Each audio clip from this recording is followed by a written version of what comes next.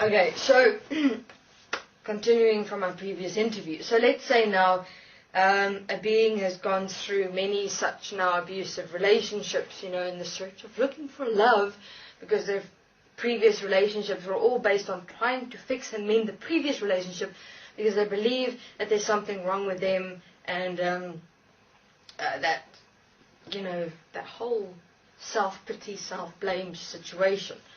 So why does marriage exist then? Marriage, because why? Then I'm tied to this person, I own this person, we're together, society, look at this. So by the marriage invested in me, we will remain together. And this is like the most definite, sealed thing. It's done, sealed. It's like an unwritten, unspoken law that exists within people that are married, saying, you won't fuck with me and I don't fuck with you, type thing. You won't leave me, I won't leave you, type thing. We're getting married. We're sealing this thing. Because I've had enough fuck up of relationships in the past that I've, gone into a relationship, and then it's all like airy-fairy stuff, and then it breaks up, and then I'm left broken, and I don't want to go through that again. So let's marry. Because what does marriage say? Marriage say, we're in this, for a lifetime. But now, I'm saying this, it's all unwritten, unspoken things. This is actually what human beings are really doing when they're getting married. So, now you have two beings getting married. Now, both of them, of course, have probably had fucked up relationships. I'm saying it's fucked up because relationships in its totality is pretty much fucked up. If you really honestly go and look at this whole situation and what beings experience in relationships as defined by this world and society and systems, it's really not cool. So that's why we're talking about it today, because this is the most important point to sort out in this world. Because what is it that is actually generating and charging and powering this world and have human beings become in the situations which they experience themselves? Sex and relationships. Have a look. It's fascinating. Okay, so let me continue. So now you have two beings getting married. Now you have to survive in this world, of course. And that's where you have a job and you make your money, and you have to have children. Why government support families and having children, etc. like that? Because when parents have children, the government makes money. Fascinating. So now you have everyone having children in and of the world. So that's why they support population growth to a certain extent, to make money, to think and perceive themselves to make money, and then obviously there'll come a time where they'll break down everything again and say, blame it on, the stock markets, that there's apparently not money when there were never money, and then people die of hunger and starvation while the elite doesn't give a shit, and then they build up society again from that perspective, and so they play with the world. They've always done that. So, back to relationship again. Now we have two beings starting a family, and it's kind of like the lovey-dovey experience in the beginning, etc., and excited, having your own home, apartment, your own job, free, independent, etc. And here comes the child. Okay, now the children starts growing up. Now comes an entirely different scenario, because it's like somewhere in the middle of the marriage, the two beings start realizing, but what am I actually doing here? Type thing. Why did I start a family? Why am I here? Why am I doing this? Why am I experiencing what I'm experiencing? Then comes the feeling so limited and not feeling free anymore, and the love experience is now gone and missing, and everything just became so normal. Like, everything is just gone. And then, sleeping in bed, just waking up saying, hi, good morning, honey.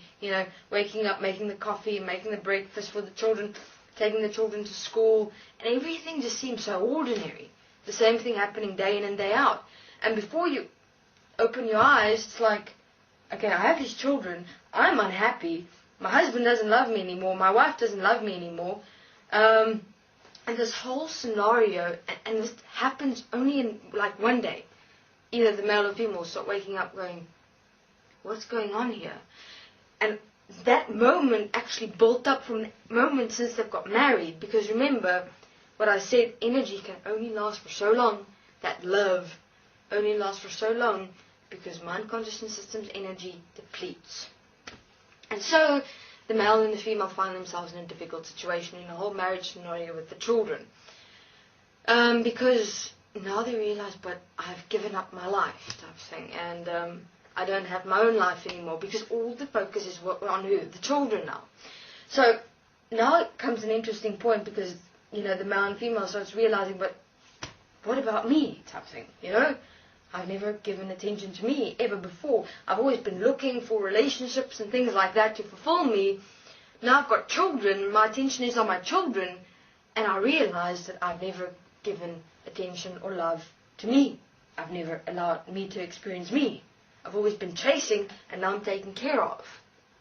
So now the parents in the relationship start having arguments.